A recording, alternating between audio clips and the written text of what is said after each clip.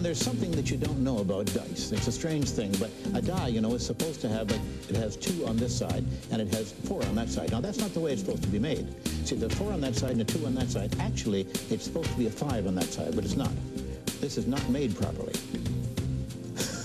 2 on that side, 4 on that side, 2 on that side, and 5 on that side. How'd you do that?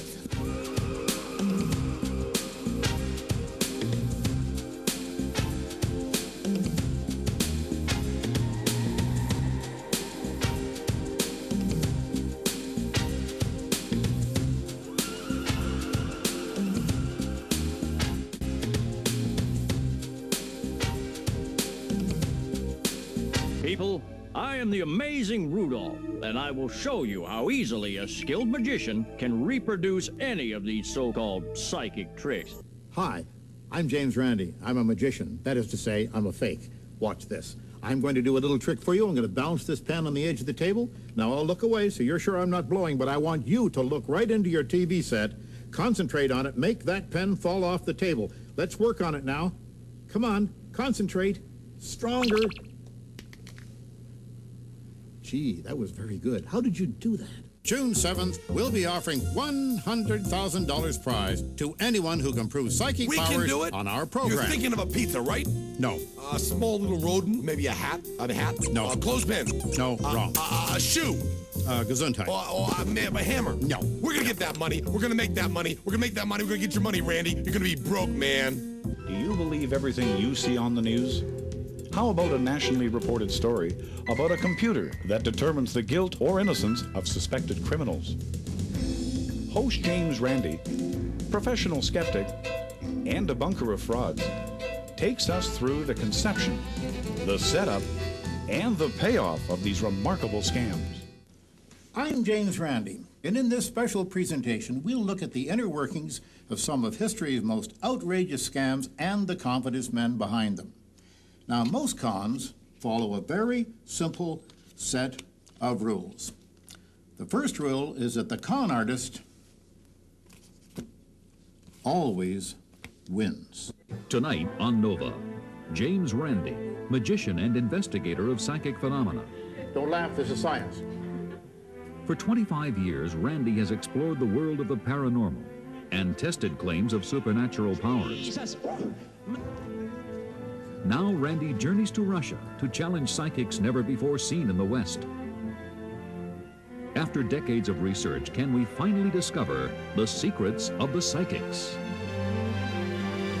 Throw them up there on the stage. You don't have to leave with those pills. He had people who were on medication, necessary medication, like nitroglycerin tablets for heart attacks, digitalis, things like oral insulin. He had them come out of the audience and throw their pills up on stage. Throw them up there. That's a blow of defeat for the devil. As you see it, this is the real danger in all the faith healing. It's one of the real dangers. The other danger is emotional dependence on charlatans like this, people who claim that they have an ability to tell you how to run your life and how to recover from disease. Somebody praise him!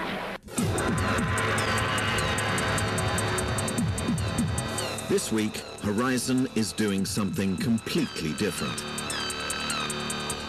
For the first time, we are conducting our own experiment. We are testing a form of medicine which could transform the world.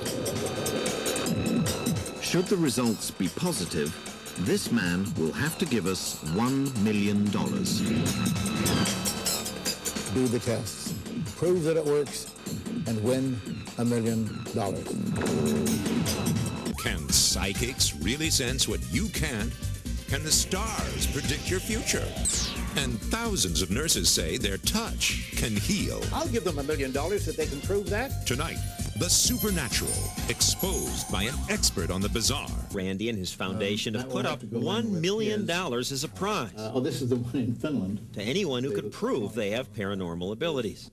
$1 million. It's in the bank. We checked. If they say they can defy gravity, step over to the window there and step out. And if you don't fall, hey, you win. You win. Hello. Okay, another miracle of the semi-religious nature. I'm so pleased, oh my goodness, to see such a good full house here this evening. I waited until all the seats were filled before I decided to go ahead. That's my ego, and it's my ego, so I'll enjoy it. Now, ladies and gentlemen, seriously, there has been much internet chatter recently about the $1 million challenge, and I'd like to handle that right off the very top here. First of all, the $1 million challenge is very simple and straightforward. The James Randi Educational Foundation has on deposit with a financial house in New York City the sum of $1 million, which makes us interest every now and then, and we use some of that interest to operate the foundation by taking it off the top, but it's always a minimum of $1 million. Currently, it's about 1.3 million, I think it is, a little more than that. But it is always there, it's quite secure, and we are legally obligated to pay the money should anyone win it. All they have to do is state three things in their application: what they can do, with what accuracy, and under what conditions. That sounds simple, doesn't it? And yet one PhD in California, a double PhD yet, and we know these are very powerful intellects, of course. If they have two PhDs, one is enough to floor anybody. But this fellow had two, and he was running a remote viewing agency in Los Angeles. That means he teaches people to see things at a distance by just using their minds. Well, he applied. 4.5 years later, we were still dickering with him over what the protocol would be. We finally got that arranged, all signed and sealed, notarized forms and everything.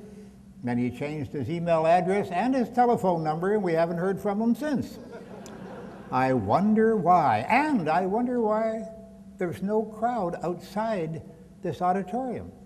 Wouldn't you think people would be lined up, beating on the door, wanting to win the $1 million prize? Oh, there are hundreds of them out there, thousands in the United States alone, who say they have these mystical psychic powers.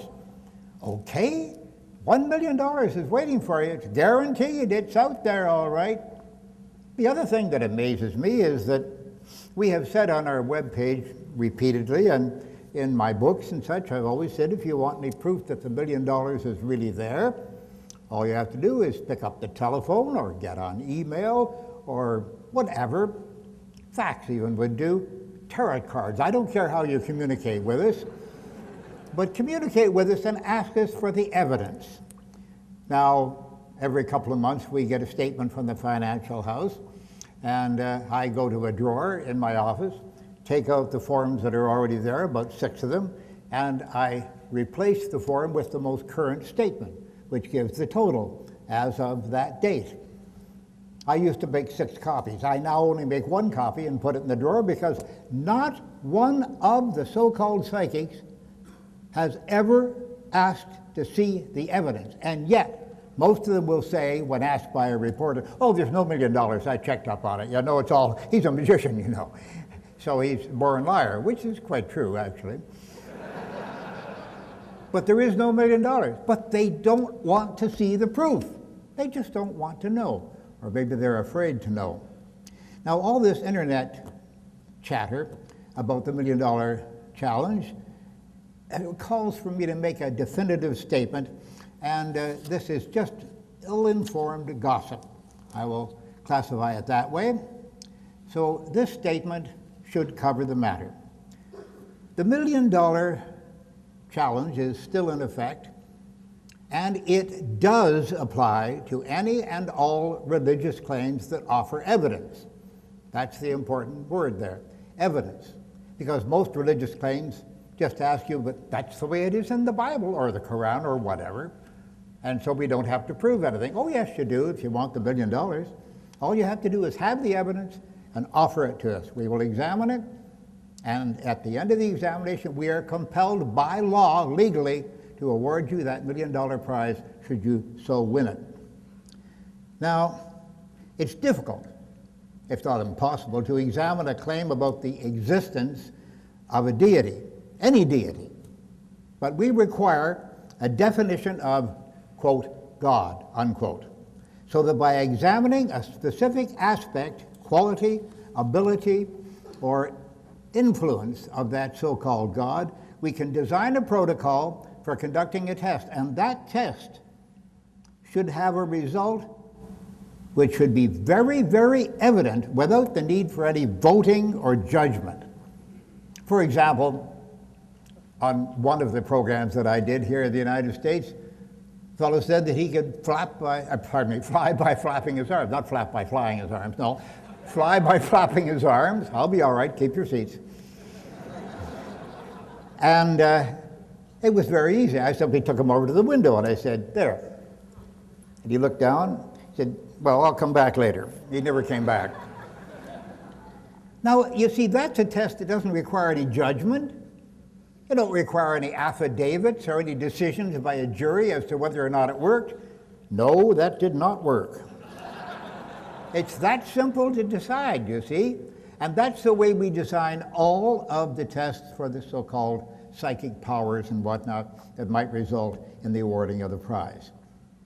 Now, I'm a little bit puzzled by, well, a little bit puzzled. I'm enormously puzzled by one thing here. First of all, as you've heard discussed earlier, I believe even today, that the name Skepticon might need a little bit of brushing up, perhaps, because this is largely a group of folks who are denying the existence of a God. It's called atheism. I'm sure you've heard of it. And I certainly am very much in approval of the work that you folks do. But remember that atheism is skepticism about one specific subject, God. Now that's a subject that covers a very wide spectrum, such as the 7-day creation of the entire universe, including all the galaxies, the Milky Way, the whole thing. And that gives rise to many occult, supernatural, and paranormal claims of all kinds. Of course it does. All of which, I repeat, are eligible for the $1 million challenge. Now, some time ago, a few years ago, I made an announcement that as of sometime in 2010, I think it was March in 2010, we would discontinue the $1 million challenge, and I said, you better get your applications in quick. The reason I said that, folks, was I think a practical decision. It occupied most of my staff's office time, just answering silly letters, scribbled that couldn't be read and whatnot. You see, we ask for no more than 2 paragraphs to explain what your claim is. It should be easy to do in 2 paragraphs, even if they're long paragraphs, okay. But we would get as many as 30 pages of foolscap with cribbed handwriting on it that we couldn't read at all. We sent each one of them back and said 2 paragraphs, and then usually we didn't hear from them again because they wanted to go through the whole story of their life. I was born at a very early age, this kind of thing. And it would go on like that, making no sense whatsoever. Now, these claims, are all eligible for the $1 million challenge. And I've heard definitions of God, this is tricky, that also say that God cannot be examined. Oh, really?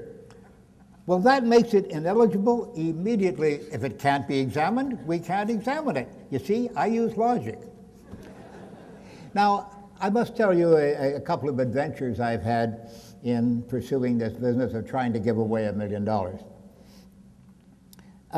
Mensa, as you know, is this super IQ group I've forgotten the names of the people who were involved in it. But when I did my radio program back in the late 1960s out of New York City, I got all kinds of visitors that would come on my panel, which went from midnight until 5:30 in the morning. And many of them were from Mensa, and I would have special Mensa programs where they would all sit around the table and we'd have interesting conversations on high IQs and such, and how they could manifest themselves and be examined. And they kept after me. They kept on saying, Mr. Randi, you're not a member of Mensa. I think you should come and do the test. And I said, well, I don't really have the time. And it seemed to me to be a big ego thing, and I wasn't terribly interested. But finally, I gave way to pressure, and I said I'd show up on a Saturday morning and do the test. And they were using the Stanford Binet IQ test as their standard. That's a popular IQ test.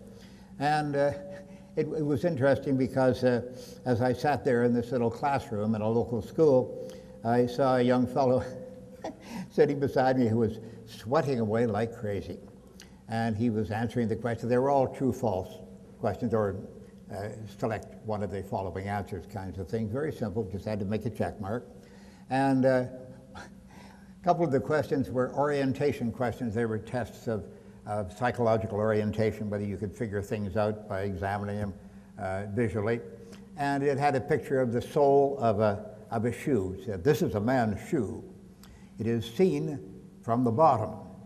Is this a right shoe or a left shoe," for example. And I saw the young fellow sitting there, and he was doing this kind of thing, looking at his shoe, and I just went like that. He looked over, and I said, and he straightened up. I was only putting them on, of course, but it was a very interesting test. I finished the test, and I handed it in. They said, "Oh, we'll let you know within a week or so whether you're accepted. You have to come in the upper 2% of the IQ population of the United States of America." Oh boy. And I don't know how many people can make it. I really don't know, because not everybody has tried out, obviously. So I turned in the application and forgot about it. 2 weeks went by, and I hadn't heard from them. I got a call saying, "Mr. Randi, I hesitate to ask you, but would you do us a favor and take the test again, please?" And I said, "Yeah, what happened? You lost it?" And he said, "Well, no, there's a problem here. You scored unusually high." And I said, "Isn't that good?" And he said, "Well, you know, you are a magician, and we thought that maybe you'd gotten to the answers or something." I said, "All right, well, sure, I'll do it." Well, a couple of weeks went by. I finally got time to go and do it again, and finally they sent me my badge. They decided that I was okay and I hadn't cheated. Now, I was invited immediately after that to give a talk to one of their gatherings, and they were all thrilled to see me, and I was wearing my pin. You wear a little stick pin. It's a map pin, actually. And that's supposed to distinguish you somehow, but I wore it just to amuse them. And I stood up at the platform, and about 3 minutes into my talk, gentlemen, I was talking about psychic powers and whatnot, and how we had been diffusing those claims. The fellow stood up, and he said, "I represent I think it was called the Paranormal SIG, he called it. It was a group of them that were investigating paranormal matters, and he highly resented what I was saying. And he said, "I object to this very strongly." And he walked out, and several other members of Mensa got up and walked out too, because I had been bad-mouthing paranormal phenomena, you see. And I looked around, and I decided, okay, I've had enough. I took the pin out, and I stuck it into the podium like that. I walked out and never went back, because apparently there's some really stupid people in Mensa.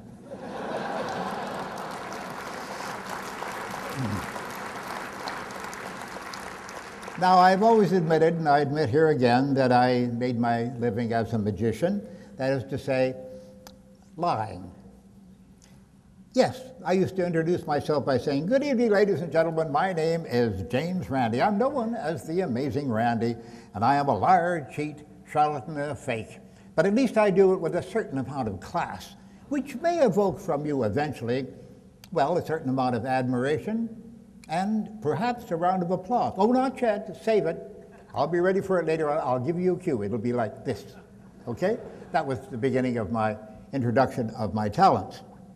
And I meant it, yes, I'm a professional liar, but then think of this. Off stage, I am not a liar. No, I'm scrupulously honest. I go out of my way to be quite frank and honest. And I put this proposition to you. Suppose you're in a strange town, you've got an afternoon to yourself, and it's a nice summer day, and you're sitting on a park bench, and there's a fellow beside you, and you don't know who he is and whatnot, and you know there's a riding academy not far away. And you're sitting there enjoying the scenery, and then you hear, you turn to the fellow on the bench and say, "Oh, that must be a horse. There's a riding academy right over the corner, you know." And he says, "Yes, I guess it is." Now that would be my reaction, and I think it would be your reaction as well. You would assume that sounds not like an old fellow standing on a stage clucking his tongue, but probably a horse, you see.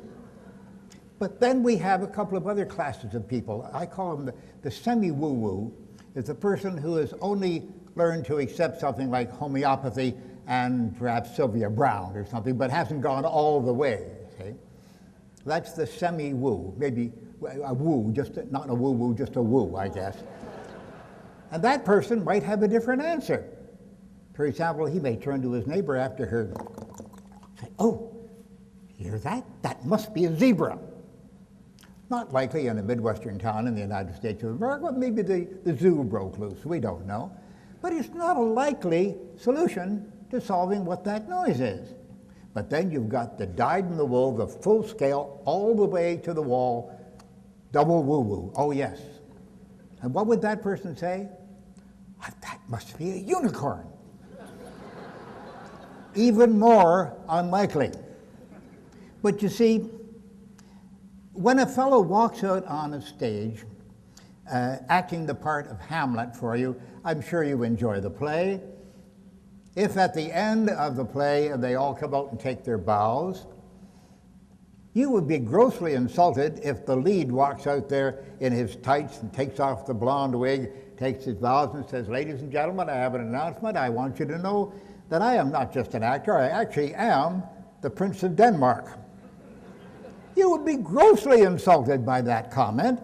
You would resent him trying to fool you like this. But most people are not fooled at all by a fellow who has a newspaper column, for example, or puts ads in the National Enquirer or whatever, saying that by studying the stars and the planets among the stars and their movements, he can predict your future and the name of your beloved and whatnot, all sorts of things that he will say he can do. You're not terribly insulted by that. Either you look at it as if say, yeah, not likely, but you don't get into high dudgeon, as they say. I love that phrase, high dudgeon. I've never been to a high dudgeon. Do you have it? I've never even seen one.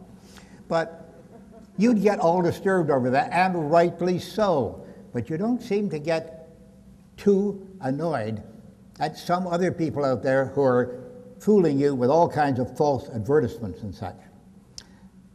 Now, I try to be honest as I say, but I have an admission, a confession to make to you. I lied to my grandfather on one occasion. It was a very unique occasion, and I think I can be forgiven for it, please, or whatever, I don't know. I'm not too sure which way I'm going, you see. I lied to my grandfather, my paternal grandfather, because I was called to his bedside in Montreal. I was living in the United States at the time. I traveled to Montreal, and I was told that he was in his 90s after all, and it was his time. And I went to see Gramps, and I sat by the bed, and he was happy to see me, and I kissed him. And we had a conversation for a good 15 minutes or so, and we had some laughs too. He was that kind of guy. He was not worried about dying. It was his time. And I was very sad, of course, and quite worked up. And the attendant came to look after him and asked me to excuse myself for the room. And I said, yes, it's time for me to go anyway, Gramps. So I'm very happy to have seen you and happy I made the trip. And he looked up at me and said, before you go, now, he was a religious man. He never pushed it down my throat, but he was a believer in the Christian religion, quite firmly. He even helped to build the local church with his own hands. He was a carpenter. And he looked at me straight in the eye and he said, Randy, I know you don't believe in religion, but tell me the truth now. Do you think I'm going to see Janie? That was my grandmother. She had died a few years before that. And I looked him straight in the eye too, and I lied. I said, yes, Gramps, you probably are going to see Janie, so give her a kiss for me. I turned and left the room, and I never saw him again. So I lied to my grandfather, but it was justifiable. There was no reason for me to give him any discomfort whatsoever. I tried to make it a little easier for him. So that's my big lie, and if that's the biggest lie I've ever told, well, I'm doing okay. Now, adding to Joe Nichols' excellent speech this morning, and it was excellent, was it not? Oh, yes. I will amplify a couple of things that he said there. Now, he mentioned the Amityville horror story. Now, that's quite a story. And it developed, and Jay Anson did a best-selling book on it, made a fortune on it, and gave talks all over the world about the Amityville horror. And as Joe told you, it's total fiction. Everything was added to it. Everything was invented. It was really something else. And when I was doing my radio program was shortly after the Amityville horror story had come out, and one of the anniversaries came up. I've forgotten what anniversary it was, but I was called by WNEW television in New York, and they asked me if they could drive me out to the site and set me up with some cameras there and everything, and asked me to do a short interview with me about what I thought of the Amityville horror story. They knew I was very doubtful of it, to say the least. And so I agreed, and I hopped into the limo, and they took me out there, and with me was a psychic. And she was hired by WNEW to give her opinions on it, you see. And we had a bit of a conversation on the way out, but it was not very genial, I can assure you. And we got to the site, and the car pulled up to the curb, and we got out, and they put out some tripods on the sidewalk there, focused the cameras, and cleaned out some newspapers around the front lawn there, and the lights started to go on in the house. And so I got into position. They focused in on me. I tested my microphone, the whole thing, you know. And suddenly a gentleman opened the front door, and he called out, he says, "Can I help you folks?" Someone standing on his front lawn and putting a tripod on it, you know, after all, it would get his attention. And the director called out, "Yes, we're the folks from WNEW. We're here to do a little interview on the lawn." He says, "Why this lawn?" And, pardon me, I got ahead of my story. The psychic, when she got out of the limo, I'm sorry, pardon me, I got messed up there. She walked over to the property and she looked, she said, "Oh, I'm getting the vibrations already." I said, "Yeah, sure." And she reached out and she put her foot on the property, and fell on the floor and started to flail around, and they picked her up and brought her back to the sidewalk. She said, "Oh, just touching the property where it happened, I got the terrible vibrations. Oh, I see death, I see blood, I hear gunshots." And she carried on like this, and they got her calmed down. And at about that point, I was standing up to be focused on, and the man came to the door, and he said, "Why this particular lawn?" "Well, this is where the Amityville horror occurred." He said, No, that's 2 blocks down."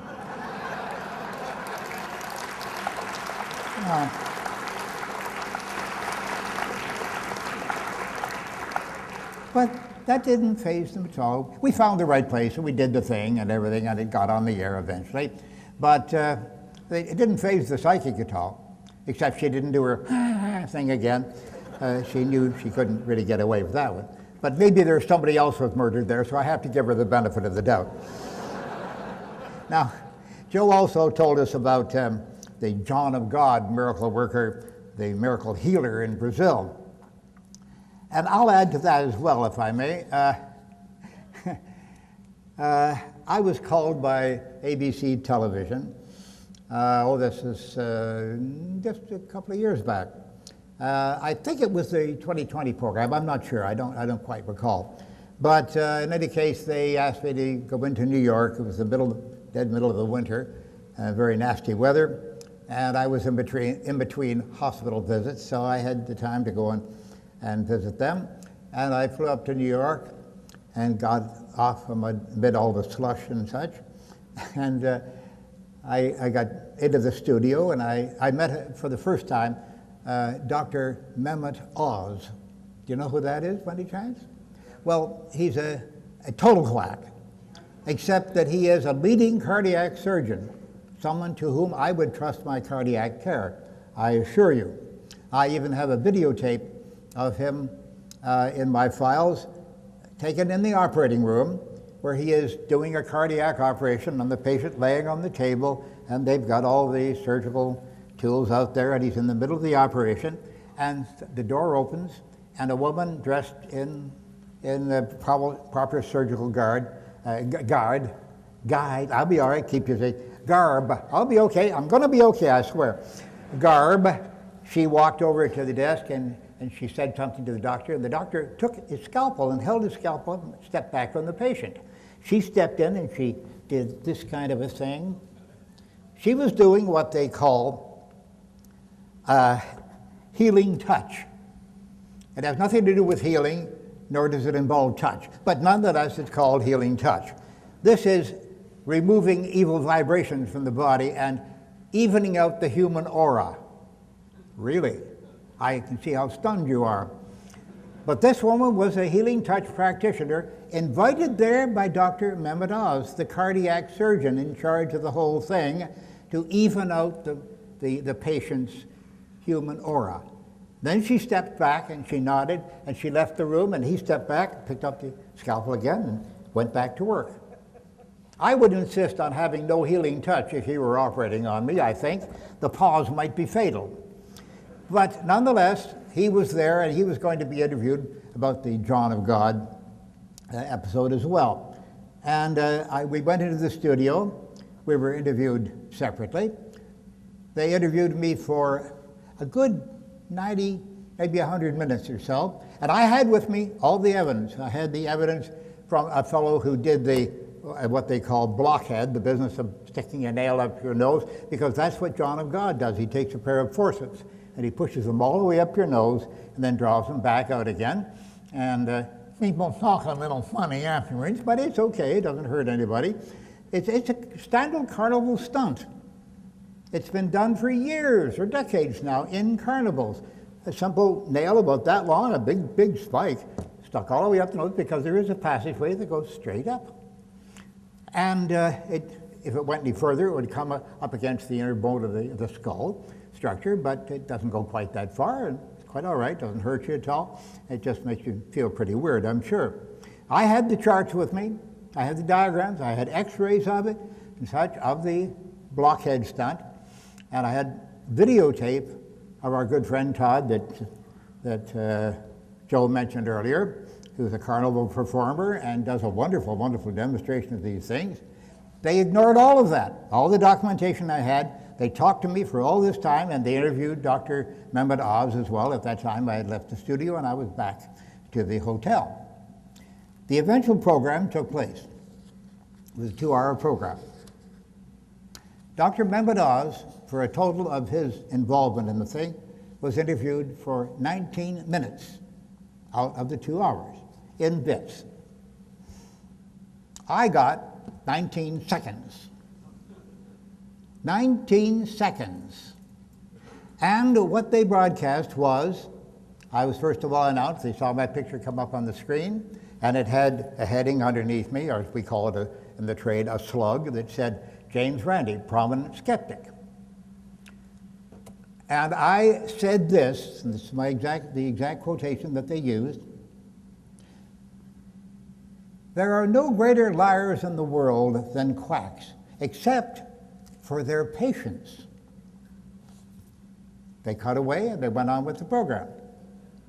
But what they had taped of me actually was, during that long taping session that I spent with them, as that prominent American philosopher Benjamin Franklin once said, quote, there are no greater liars in the world than quacks except for their patients. So I was quoting Benjamin Franklin. Now, the email that poured in, hundreds of emails from all over the country saying, that was from Benjamin Franklin and you took credit for it. No, I didn't. But they wanted me to look bad. This is the media at work, remember. They had already written the bottom line of the story. John of God is a miracle worker. Now go and prove it, but be sure you get a skeptic. And they got me, the most prominent one in America, they thought, and that was their judgment. Now, they used me, but they misused me at the same time. But that's what the media does. So I'm just adding that to Joe's very, very good comments to you earlier. Now, another thing that I've since gotten to speak to Joe about is that Peter Popoff is still in business, very much in business. As a matter of fact, Johnny Carson, after his retirement, used to call me about, every 2 weeks or so. And my secretary always got very excited. Johnny Carson's on the phone, Johnny Carson's on the phone. Okay, all right. And he would keep me on the phone for a good 40, 45 minutes, and then he would always end up with, but Randy, I know how busy you are. You've got other things to do, as if I had other things to do than to talk to Johnny Carson when he called me. This is after his retirement now, and I'll give you another quick clue on it too. When I used to call him at home, he always answered, I would hear the phone lift up and you'd hear, hello, just like that. There was a good reason for it, because he didn't want his voice to be recognized. His phone never had gotten out, you see, and he was getting calls from all over the place, and if someone said, is that Johnny Carson? He'd say, wrong number, and hang up again, you see. But that's why he'd always say, hello, and I'd say, hi John, it's Randy. Oh, hi, how are you? Right away, but he had to get affirmation of who was on the other end. Now, as I said, Popoff is still in business, and he's rather toned his act down somewhat, and he's getting a bit older too. I'm going to show you a bit of videotape that you may have seen before. If not, I hope you can go to YouTube and distribute it to your friends, make sure they see it. I think it's rather entertaining, and we'll see that videotape now with the aid of this technician sitting at my left. Now, you've got a small piece of tape here we're going to look at. Would you tell us what we're going to see here and how you did this and what it's supposed to show? Well, we've researched Peter Popoff very, very well, and Mr. Popoff, Reverend Popoff, is not going to be very happy with this, I don't think. You're going to see, first of all, a short segment of tape as you would see it if you're watching it at home. This is what Popoff featured on his own program. You will apparently see a healing. Now, we went to Houston, Texas, and we discovered that the man was wearing, of all things, a hearing aid in his left ear. And a man who heals the deaf, Popoff himself. Oh, I see. And a man who heals the deaf and the blind isn't going to have much use for a hearing aid. One would think if God is speaking to him, maybe someone else is speaking to him. So when we got to San Francisco, we put this fellow, Alec Jason, as an expert in electronics and a surveillance man, and he put a scanner, an electronic scanner on it, and we picked up something interesting. But first, let's look at the first cut of tape. All right, this is the tape as you would see it if you were watching the show. Okay, watch the monitors. Right. Who is Harold? I just believe that God is going to burn those cataracts off of your eyes right now. 34788 Foothill Drive. I tell you, the angels of God are round about your home. Oh, just take those glasses off and put your eyes. If you've got cataracts, if you've got glaucoma, I want you just to put your hand over your eyes as I pray for these precious ones. Sister, you've got eye problems too. Take your glasses off, lay your hands on your eyes. Here it comes. God is going to give these precious ones divine surgery. Right now, Jesus. That's it. That's the anointing of the Holy Ghost. Praise God. Praise God. I'll tell you, the anointing is flowing through this place. Thank you, Jesus. Okay, now let's recap what we've seen here. Right. These two people who were there had not met Popoff before themselves. Never spoken to them. And yet he calls out his name, and then he called out a number or something? He called out their address. Their address. And they're astonished to hear this, because they didn't tell him. But what you don't know is that his wife has been touring around the audience, getting into conversation. Is Jesus going to heal you today? I see. Where do you live? This kind of thing. And they've filled out healing cards in advance of the program and handed them in. They're now backstage, and someone is sitting at a transmitter backstage. Let's see that same segment again. But now you will have the advantage of knowing what Peter Popoff is hearing in his left ear through a hearing aid. Jerry Reed. Is it Jerry? Reed. Reed? Is it Reed? Jerry Reed? It's a woman. She's praying for her husband, Harold. Who is Harold? He's got cataracts. I just believe that God is going to burn those cataracts off of your eyes right now. They live at 34788 Foothill Drive. 34788 Foothill Drive.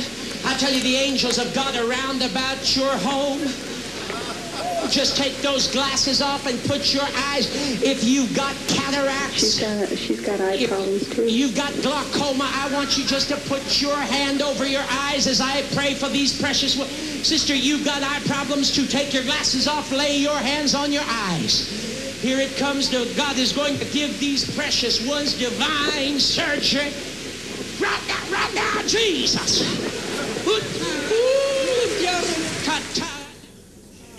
You know, that is, that's disturbing when you see it. It is indeed. You tend to laugh at it, and yet these people obviously are so impressed with what's going on. Oh, they're absolutely impressed. You see people collapsed on the floor, tears running down their faces, believing that their kids with drug addiction are going to be healed now because he knew their name. He says he's talking to God, that God speaks directly to him because he's an anointed minister, and three things amaze me about that. First of all, it turns out that God's frequency, I didn't know he used radio, is 39.170 megahertz, and God is a woman, obviously, and sounds exactly like Popoff's wife, Elizabeth. Has he seen this tape at all? No, he does not know about this until this very moment. Interesting. Okay, we'll take a break. We'll be right back.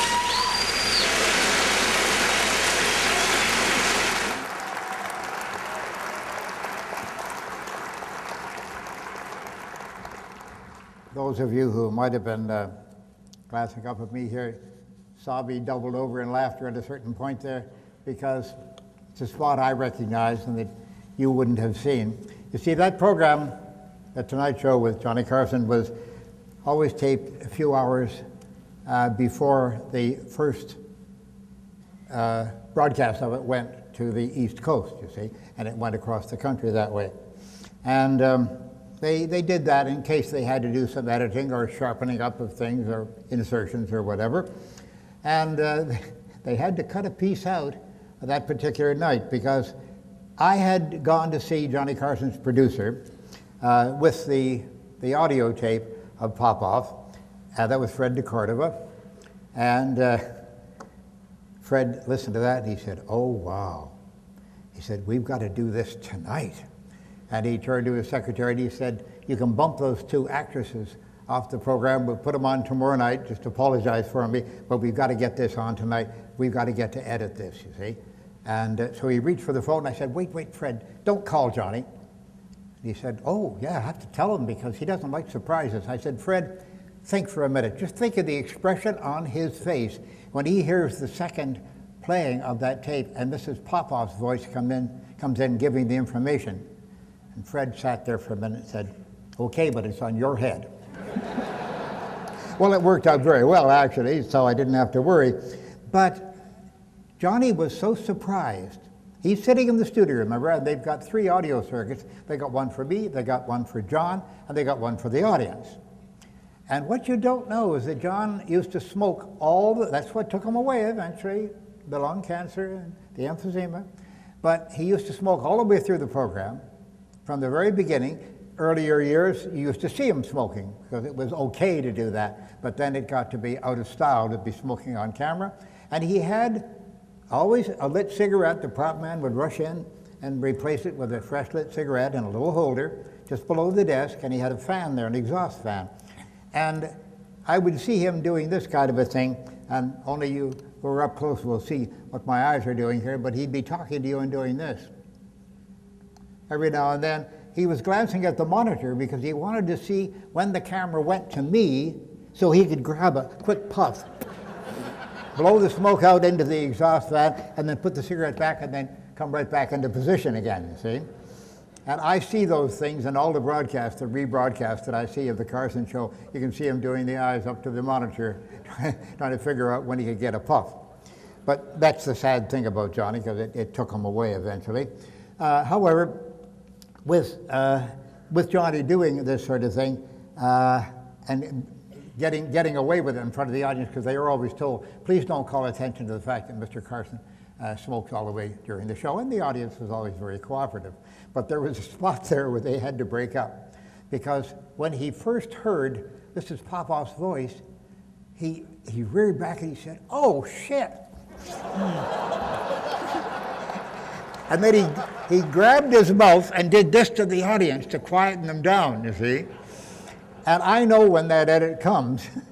So that's why I always laugh at that spot. I know how they saved the shot, because they only used the cut, not the audio track from where he said, "Oh shit," because it wasn't picked up on the other one, you see. And so that's my little laugh that I have whenever I see that program. Oh goodness. And I miss him a lot. Oh, well, I'll tell you how much I miss him. Oh, this happened a couple of years ago. I was sitting in my office. Well, no, I shouldn't tell you that story. I haven't got the time for it anyway, because I'm going to run out of time. But later, if you want to ask me, I'll be happy to tell you. Now, let me make another definitive statement, if I may, in response to a comment by John Corvino earlier. As a matter of fact, this is my statement. I'm saying this with a firm voice. I'm totally sane, well, more or less. And I will make this statement very firmly. I believe that God does not exist, though I cannot prove that non-existence. I base my statement on the fact that I cannot prove a negative. I'm being very careful about saying this word for word now. And I'm not required to do that, because I'm not making a claim. The religious people make that claim, and they are required to prove their claim, not I. Now, I'm often asked about how we can get critical thinking taught in schools. Oh my, it's not as easy as you think. Parents, generally speaking, would be very, very leery of that, because the subject of God and religion might be brought up if the children were actually taught to think critically and ask the right questions. I had an experience in Florida when I first moved there. There's a school, a very, very classy school, extremely expensive, a private school, and a very classy place indeed, and it's called the American Heritage School. I don't think there's very much American or heritage about it. I found out. I was asked by them if I would be kind enough to go over and speak to their student body one morning. I agreed to do so without any fee or anything, because it was a community service, and I was very happy to do it. I showed up, and I had a question I wanted to ask, because I'd been noting every time I went by the school, up on the tower clock. Now, I keep the exact time, right to the second. I'm a radio person, basically, and I know what time it is. That's one thing I don't know. I don't know much else, but I do know the time. And I would always note that their clocks were set 5 minutes slow. And I was very well aware, exactly 5 minutes, as a matter of fact, on the button. And when I walked into the school, I looked at the clocks on the wall. They were all set 5 minutes slow. So I sat down with the dean. He welcomed me, shook my hand, and he looked a little uneasy. And I said to him, first of all, he said, "Dean, before I go any further, I've got to ask you, what about the clocks? They're all 5 minutes slow." And he explained to me, he said, "Yes, we give that advantage to the students because penalties in the school are very heavy. They can lose points, their yearly points. They can lose points if they're late, and we give them that advantage." I said, "Oh, exactly like an employer, when they graduate from school, will be glad to give them too, of course." And he looked at me rather blankly, and I said, never mind, let's not discuss this. Anything else we should discuss? And he said, "Yes, there is one point. We've had some of the parents came to see us with a lawyer, and they wanted to make sure they had learned of your reputation, and they wanted to make sure that during your talk to the student body, you wouldn't bring up religion." And I said, "Well," I said, "I don't use it as a feature of my talk, but if I should be asked or comments should be made about it, or if I'm asked it during the question and answer period at the end, anything about religion, I will answer it quite freely and quite honestly." And he said, "Well, we really couldn't count as that. No, you see, they're waiting outside, and they're waiting for your answer." And I had noticed some very serious looking people sitting outside the office when I walked into his office. And I said, "Well, in that case, I'm afraid I won't be speaking for American Heritage School today." And I walked to the door, and I just heard a groan behind me. And I walked by, and I said, "Good morning, ladies and gentlemen, good morning." And I walked by and out the door. I never did lecture at the American Heritage School. That's the problem, folks. Try to teach critical thinking in schools, and let alone teaching atheism in schools. That would be very unpopular with the parents, very, very unpopular. And I have had near riots when I've attended some high schools, and I don't do high school talks, but I've done it on certain special occasions when I've been asked to do so, with the first question you get out of the audience, the first person who stands up and said, "Do you believe in God?" I said, "Which God?" I said, "The God." "Oh, that God. You mean Minerva?" They said, no, the God, God, and God Almighty. "Oh, God Almighty." Then I go through a whole thing. They don't realize there's more than one God. There are thousands of them out there. They're all over the place. Heaven must be very crowded, and maybe under too. I'm not too sure. I don't know about those things. But that's the problem about getting critical thinking into schools. I don't think it's as easy as people think it should be. Now, at the hotel right across the street, by the way, have you noticed, DJ, the card, the sappy laminated card they left on the bed there? It's full of prayers. They're offering prayers up for you because you're staying in their hotel. There must be a reason for that. I haven't eaten in the restaurant, I can assure you, just in case. Now, I'll end with this, and then we'll have some questions and perhaps some answers. I'm repeating myself, I know, but I want to make this very clear to you. I do not believe that there is a jealous, capricious, angry, vengeful, insecure, cruel, murderous critter named God up there or down there, wherever. I don't believe it's true, the claims that this God exists.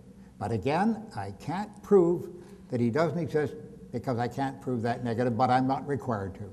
I know I repeat myself, but I want to make that very clear to you. I am an atheist, yes, and proudly so. I came to that decision because when I was sent to Sunday school for the very first time, I was given a quarter, sent off in the afternoon to the church, and I sat in the basement with the other kids, and I started to ask questions. And I was told, "Oh, you don't ask questions. We read to you from the Bible, and that's a fact, and that's all there is to it." I said, "How do you know it's true?" "Stop, that's all. No more questions." So I didn't ask any more questions. I went back to second week. I was given a quarter again to put on the offering table, and they threw me out of Sunday school because I continued to ask the questions. "How do you know that?" And they threw me out. And I made a great discovery, ladies and gentlemen. I discovered that 25 cents at Purdy's drugstore would buy a double flavor Sunday ice cream.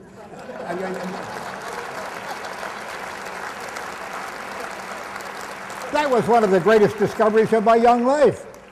And I continued on for another 6 or 8 months. My parents never found out to this day that I wasn't going to Sunday school. I went home and I lied to them.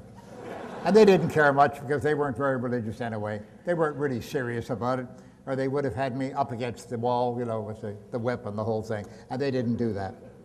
So that is my statement of fact. I'm going to show you one more videotape. And this is, well, I hope you're not offended by the sight of blood. This is another Carson show. Oh, my, do I miss Johnny Carson. Whoa, I really do, sincerely. You're going to see this tape, and you're going to, you'll recoil perhaps at the sight of the blood, but the sight of the blood shouldn't annoy you too much or dismay you. Oh, it's going to be a nice night after all. The reason is that the blood that you see show up here actually came, of all things, from Carson's secretary, who went to the nurse and had blood withdrawn from her to use because artificial blood never looks right, particularly on live TV. And with the color quality that you can now see in with the high resolution, of course. But so just don't be too squeamish when you see the blood appear. I hope you'll be amused by this. You'll see that I make a joke in the middle of it that really convulsed the audience. Okay, I want to point out again for the people who just might have joined us, for the people who might just have tuned in, a little word of warning here. If you have a queasy stomach, the sight of blood bothers you, we suggest you don't watch this. This is James Randi, who's going to give you an idea of what the psychic surgeons in the Philippines actually do on people who go down there and pay good money. You all set? Indeed. All right, we have our patient. It's all yours. Okay. Now, this is the time to look away if you need to, because it's going to get a little gory from now on. The psychic surgeons of the Philippines are, how are you feeling, Sandy, okay? Everything's fine. They're pretty heartless folks. They just don't much care for the feelings of people. They don't certainly care for their health at all. And of course, they're not in any way trained to do this sort of thing. They just put on an act as if they are trained. Now, what you're about to see is a bare-handed operation which appears to take place by actually penetrating the body. Believe me, what you're seeing is strictly special effects. It's sleight of hand and nothing more. And this is the way it looks.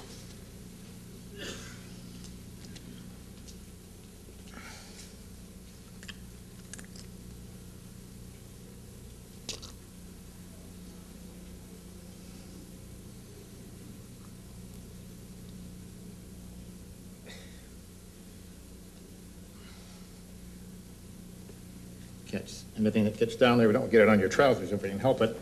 Let me see.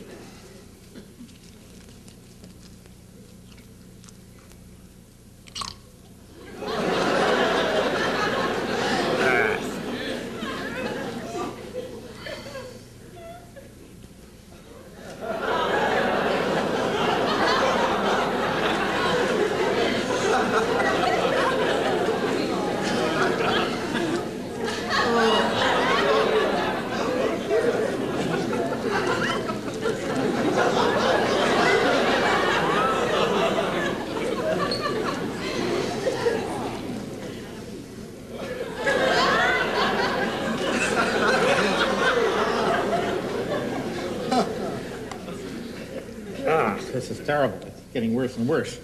Wait a second now.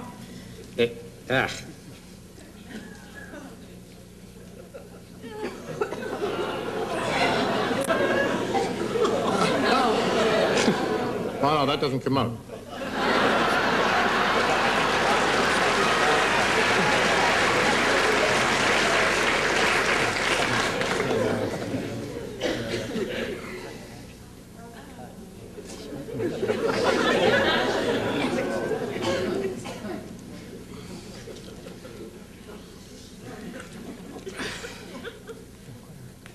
A bonus.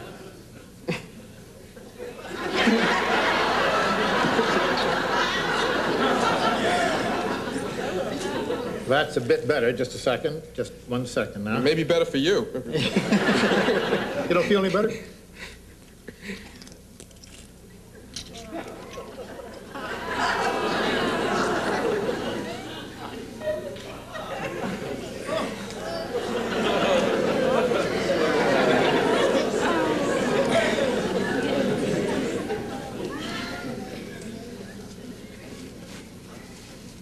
The strange thing is, after this operation is all over, now mind you folks, I want you to bear in mind, please, that people are showing this as if it were really serious, as if it actually did take place, and as if surgery were really performed. People do this, they go to the Philippines, they spend their money, and they frankly return home, in most cases, to die.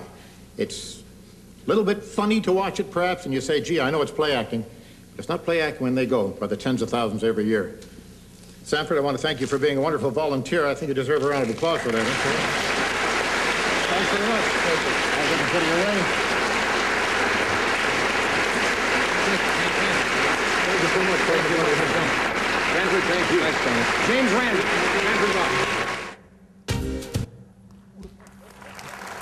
Well, thank you. Thank you so much. Now, we do have time, I believe. Do we have time for questions and answers? No? No time. Oh, well, I regret that, but I'll be around.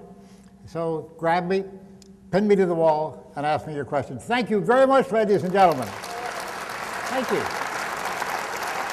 Oh, really? Okay? Thank you. Good night.